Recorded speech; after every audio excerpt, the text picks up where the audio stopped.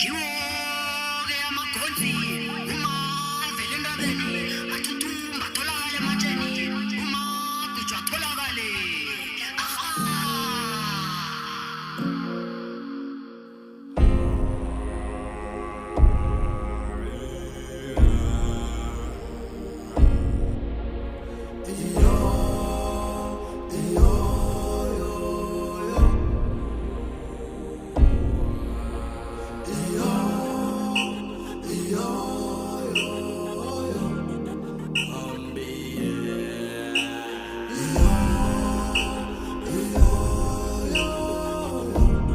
Motsi waka wa thubetsa